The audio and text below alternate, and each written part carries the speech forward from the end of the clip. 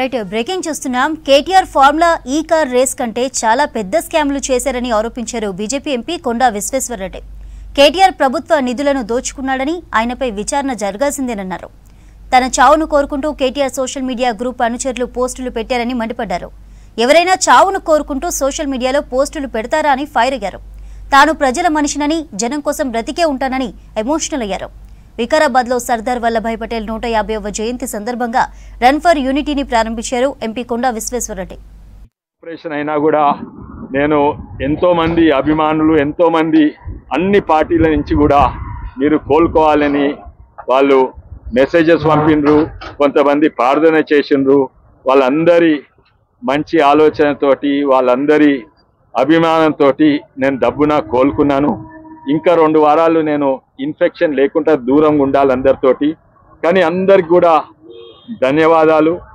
కానీ వేలాది మంది చేసినా కూడా కొంతమంది దరిద్రులు నువ్వు చచ్చిపోతే బాగుండు, నువ్వు సావురా అని పెట్టినరు. సిగ్గులేని రాజకీయాలు. వీళ్ళందరూ మాజీ ముఖ్యమంత్రి కొడుకు సోషల్ మీడియా వాళ్ళు. వీళ్ళు ఇంత దరిద్రులు రాజకీయాలు ఉండంటే, ఎందుకంటే టీఆర్ఎస్లో కూడా ఎంతో మంది నాకు అభిమానులు ఉన్నారు. వాళ్ళు చెప్పినారు కాంగ్రెస్ పార్టీలా.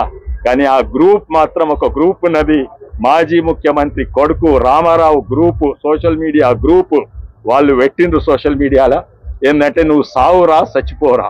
నేను ఎక్కడ సావను, ఎక్కడ చచ్చిపోను, నేను ఉంటాను. ఏమన్నా అయితే మీకే అవుతుంది కానీ నాకేం కాదు. టీఆర్ఎస్ ప్రభుత్వం ఉన్నప్పుడు అది కుటుంబ పాలన, అది ఎన్నో అవినీతులు జరిగింది. లక్షలాది కోట్ల కాళేశ్వరం నుంచి చిన్న చిన్న వాటల కొన్నిటికి సబూట్లు స్పష్టంగా ఉంటాయి, కొన్నిటికి సబూట్లు దేని కిందనో దాచిపెడతారు, కొన్నిటికేమో వాళ్ళ సంతకం ఉండదు, ఆఫీసర్లతో సంతకం చేపిస్తారు. ఆఫీసర్లు పట్టుబడతారు కానీ వాళ్ళు పట్టుబడ్డారు. అట్లా ఎన్నో లక్షలాది కోట్లు. కానీ ఇది అన్నిట్ల చిన్న విషయంలో స్పష్టంగా సుబూతున్నాయి, సంతకాలు ఉన్నాయి.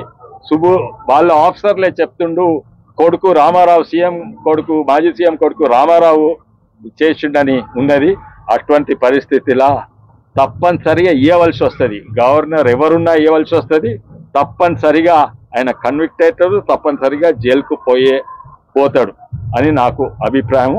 ఇది తప్పు జరిగింది. ఇది నేరాలల్లో అన్నిట్ల చిన్న నేరం. ఇది ఓన్లీ 60-70 కోట్ల నేరం. కానీ పెద్ద వాట్లల్లో ఇన్వెస్టిగేషన్ చేయాలని రాష్ట్ర ప్రభుత్వంకు, కేంద్ర ప్రభుత్వంకు నాకు విజ్ఞప్తి. పెద్ద అండ్ ముఖ్యంగా ఇది రాష్ట్ర ప్రభుత్వం చేతిలో ఉంటాయి. ఎందుకంటే దోసుకున్నది కేంద్ర ప్రభుత్వం నిధులు కాదు, దోసుకున్నది మొత్తం తెలంగాణ నిధులే. అందుకే రేవంత్ రెడ్డి గారికి, సీఎం గారికి నా విజ్ఞప్తి ఏంటంటే ఈ చిన్న దాంట్లో పట్టుకోండి కానీ పెద్ద దాంట్లో ఇన్వెస్టిగేషన్ చేయాలని